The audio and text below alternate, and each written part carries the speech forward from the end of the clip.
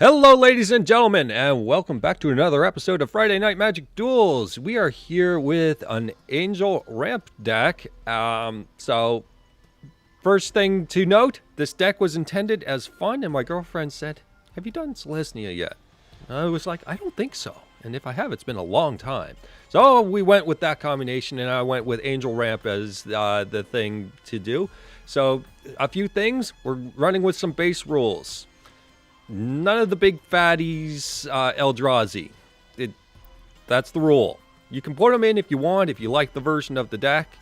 Do whatever you want with the deck, but we're going to restrict ourselves to Angels as the big fatties in general. So, well, you'll see what it is. And let's go in and take a look at the basics of the deck. Some things are pretty basic, but we'll lead into it here.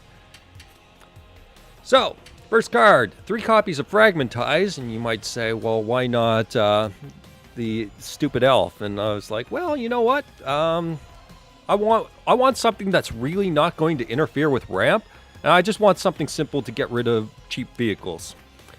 You can't get rid of things like Verdurous Gear Hulk and Sky Sovereign and all that, but the idea of the deck is we're putting out our big stuff as well, so those guys shouldn't be much of an issue at the time.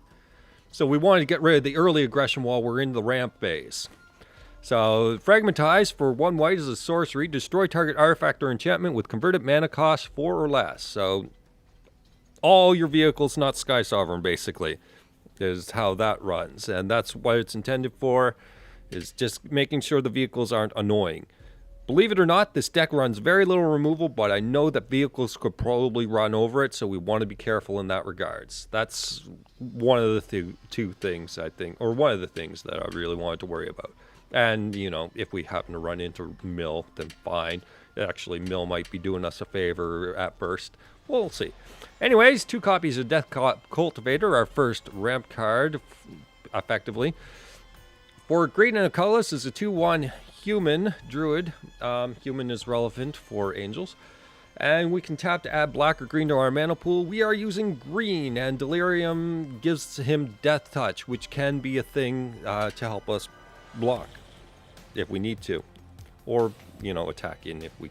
No, we're attacking with angels, but this guy's intended to block or mana, honestly. And next up, Druid of the Cow for green and a colorless. Also adds a green to your mana pool. Is not human. That's relevant, I suppose. And is a 1/3. So it's got a big butt to stop like the 2/1 aggressions or the 1/1 tokens and all that stuff that might be coming through. And, you know, blocks all 1 power stuff early in the game. So there's also that.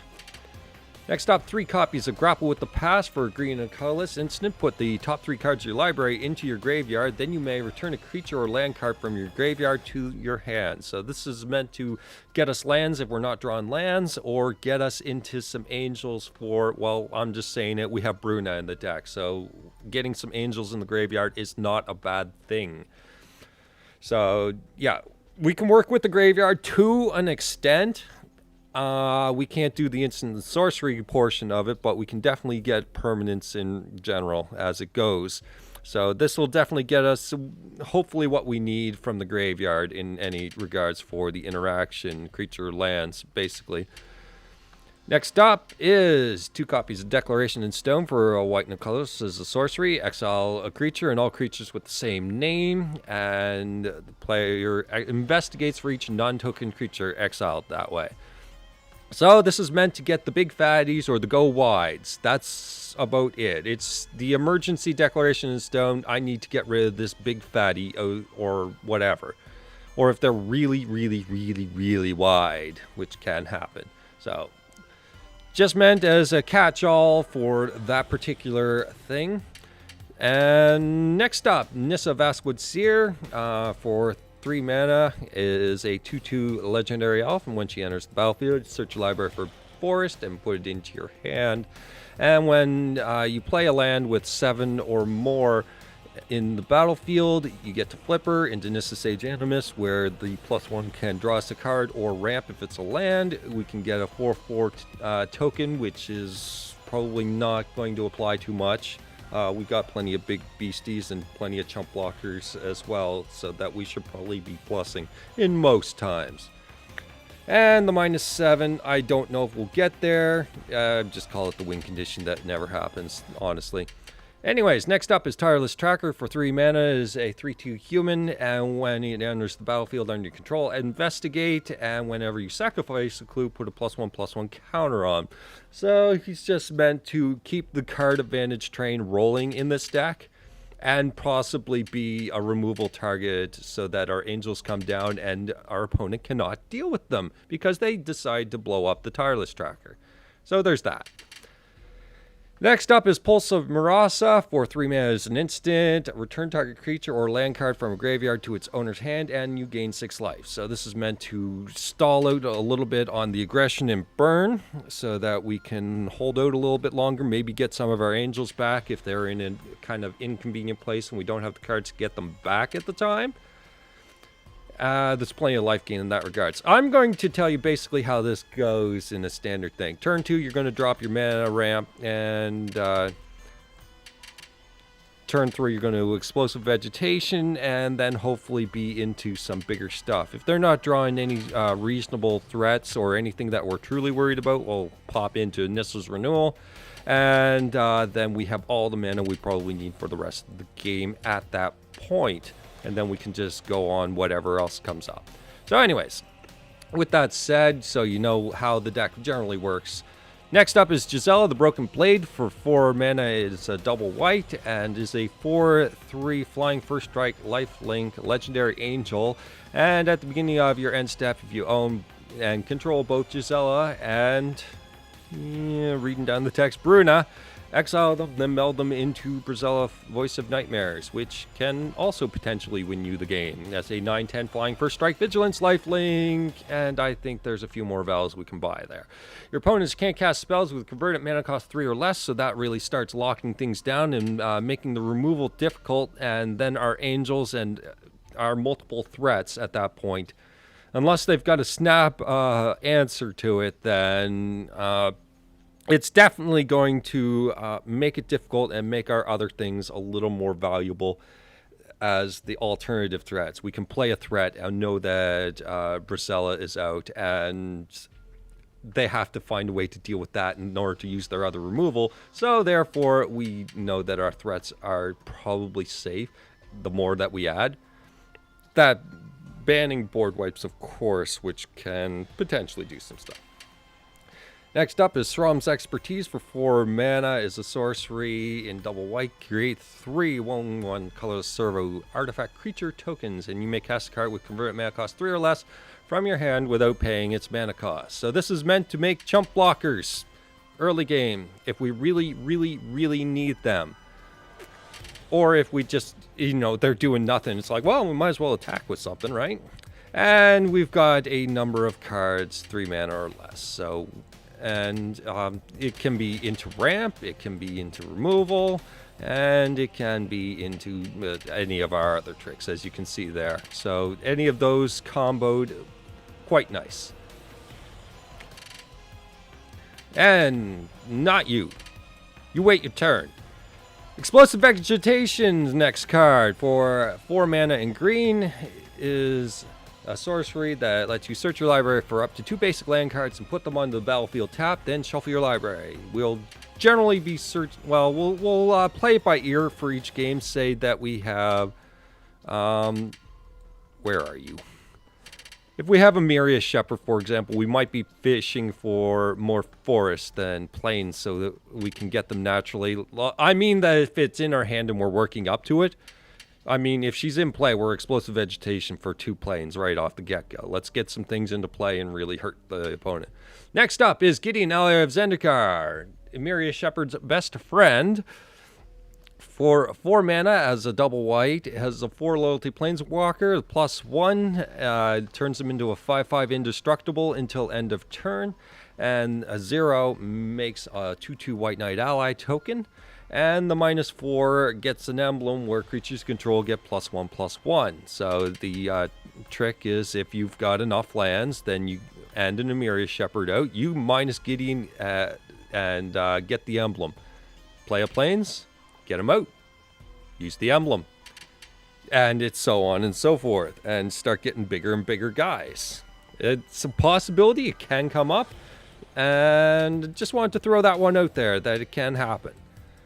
Next up is Angel of Invention. For 5 mana is a 2/1 Flying Vigilance lifelink with Fabricate 2, which you can put 2 +1/+1 counters on it or make 2 1/1 servos.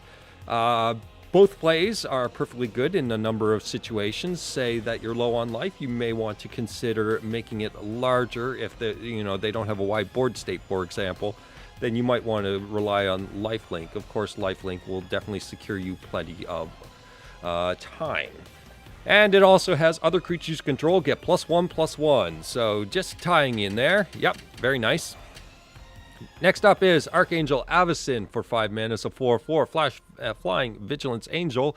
And when she enters the battlefield, creature control gain indestructible to end a turn. And when a non-angel creature you control dies, you get to transform her at the beginning of the next upkeep. This is definitely a good strategy for go wide. And turns into Allison the Purifier, which becomes a 6/5 flyer, loses a number of abilities, but when she transforms into Allison the Purifier, she deals 3 damage to each other creature and each opponent. Redirectable to planeswalkers, of course, so you can definitely get there. And sometimes it's really fun when they're at 3 life and you just chump block with something so that they die on your turn when it starts up. Yeah, that's fun. Doesn't happen much, but when it does, it's kind of satisfying. Or you're just kind of like, please don't kill it, please don't kill it, please don't kill it. Yeah! That's how it tends to go. Anyways, next up is Nissa Vital Force. For 5 mana is 5 loyalty planeswalker. +1, untap target land, turn it into a 5/5 elemental until the beginning of your next turn. -3, returns a permanent from your graveyard to your hand, so plenty of that going on. And the -6, you get an emblem with whenever a land enters the battlefield under your control, you may draw a card. So with ramp, that's relevant. That gets you plenty of cards. If you're comfortable in that situation, go for it. And next up is Limvala the Preserver. For 6 mana, it's a 5/5 legendary angel with flying. And when she enters the battlefield and an opponent has more life than you, you gain 5 life. And when she enters the battlefield, if the opponent has more creatures than you, you get a 3/3 angel token. So yeah, pretty good at making a wall out of nowhere, or definitely buying you at least the turn and maybe an uncomfortable situation for the opponent. Because we're going to be slower, we need to kind of turn the tide. So if an aggressive deck we're up against, then we're going to take a little bit, and we got to get rid of their board state over time. These angels will definitely do this and make uncomfortable situations. Meanwhile, we've got flyers to swing at them. So this is intended to buy time. All the stuff is buy time, and if we're comfortable, then we use it to win. That's basically the strategy. It's pretty simple. Anyway, this is Renewal's next card. For 6 mana is a sorcery that you can search your library up to 3 basic land cards, put them onto the battlefield tapped, then shuffle your library, and you gain 7 life. So there's plenty of life gain to make sure that we stay afloat throughout the game, and we're basically hedging against stuff coming at our face, and we're trying to prevent as much damage as possible by buffering with a ton of life gain. Dual work, of course, with the ramp for 3, and buys you a turn. So if you take a turn off for it, usually it pays for itself, so you should be okay, and then you can get into your nice, really, really hefty stuff. Alright, so next up is Rishkar's Expertise. For 6 mana is a sorcery, and you can draw cards equal to the greatest power among creatures you control. And you may cast a card with converted mana cost 5 or less from your hand without paying its mana cost. So we're running big angels, and this will refill our hand. So we draw, say, I don't know, we'll just say Avacyn. So you draw 4 cards. It's a modest play with 4 cards. Then you can, if you draw something that you want to cast, you can cast that right then and there. So, say you're looking for a clutch Declaration in Stone. That'll get you there, or it'll definitely try. It'll give you some options, it'll give you some outs, that kind of thing. Or it gives you even more aggression just to make sure that you're in the win more state and your opponent knows it. Next up, I've put this in for fun, and I think it fits the theme of the deck where we don't want to die while trying to get there to win. Exquisite Archangel, for 7 mana and white is an angel with flying. If you would lose the game, instead exile Exquisite Archangel and your life total becomes equal to your starting life total. So, if we're really close, this might be an option that we might want to drop down. So a 5/5 can block stuff if we really need it, but if we're really that close, we might just let the damage through in a combat situation and get ourselves back to 20 where we're more comfortable and we can probably just deal with it. There's lots of applications in this case, and it's just that really big security blanket to keep us going and keep us safe and make us make more aggressive decisions. That's mostly it. You play this, you're going to start wanting to go aggressive because you've got that security blanket. Pretty good that way. Next up is Amiria's Shepherd for 7 mana is a 4/4 Flying Angel, and with landfall, if a land enters the battlefield under your control, you can return a non-land permanent card from your graveyard to your hand, and if it's a plains, you may return that permanent to the battlefield instead. So you can see where Amiria's Shepherd is most certainly helping with Gideon. You know, Gideon minus, play a plains, Gideon minus. All right, well, now Amiria's Shepherd's a 6/6, and not to say anything about whatever else you got on the field. So there is options there. And Amiria's Shepherd also helps for a number of other things like Bruna. Or we're in a tight situation, we can get Exquisite Archangel. If they happen to have removal for it, we can get it back. There's plenty, like I said, there's plenty of recursion for permanents in this deck. So this can get use if we're about to die, for example, which is why I'm really big on that. Amiria's Shepherd is an engine, so we want to use some of our graveyard recursion for this as an example. Or maybe this. So, Bruna, the Fading Light, the other half of Gisela, for 7 mana is a legendary angel, and when you cast Bruna, the Fading Light, you may return target angel or human creature card from your graveyard to the battlefield. The relevance to human, of course, and angel. So this will get us certain things, like, say we're running low on our hand. We have a land in our hand. We'll say that's all we have left in our hand. We can plop down Bruna, get back the Tireless Tracker that they removed early game, play the land, get the clue, start drawing into whatever we need, and get more options going. So then they have Bruna and Tireless Tracker to deal with, for example, to kind of give you an idea of what's going on here. But, of course, if we can do the meld, we'll do the meld. But it'll also bring back Amiria's Shepherd, Exquisite Archangel, Linvala, Avacyn, Angel of Invention. There's all kinds of options here. All kinds of options. So that's all for the non-land permanents. Now we go on to lands. Pretty simple. 8 plains, 9 forests, 2 Canopy Vista. This will probably not be coming into play tapped very often, if anything, but it also counts as a plains. So for Amiria's Shepherd, this is an extra set of plains for them. And 2 Sun Petal Grove to get more green and white options and make those easy mana options. The early game for double colors, let's go back here a little bit so you can kind of see where it stands. It's pretty easy early game until 4 mana, which is going to be double white all over the place. It's all double white all the time except for Nissa and Rishkar's Expertise. So we will be putting emphasis on trying to get our planes out.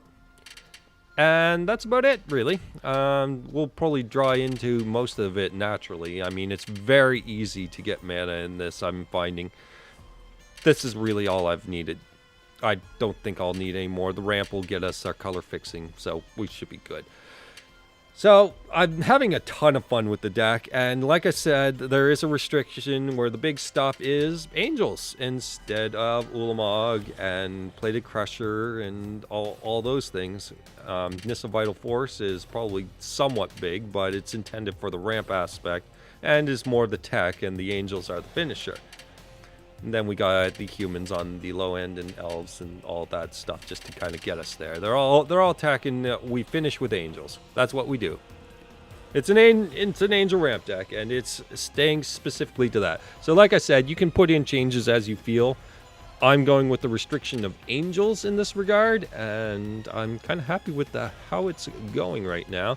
I didn't have a room for a couple others. The Flickering Angel is kind of interesting. Say if we had Avacyn or Angel of Invention, we can do some cool flicker effects. Or Nissa to get an extra land if we're doing that early. Because, I mean, there are times when you're not going to get your land every time. But we are also running only a meager 21 land, and it seems, for the most part, just fine with that, actually. I mean, as long as they don't remove these guys, we are usually all right. So with that low land count and the ability to fetch them out very easily, we're probably going to start drawing into our good stuff if we can survive the early game. Alright, with all that said, I've rambled on long enough. The gameplay video is down in the description. You can find the link there. And I'll see you later. Bye-bye.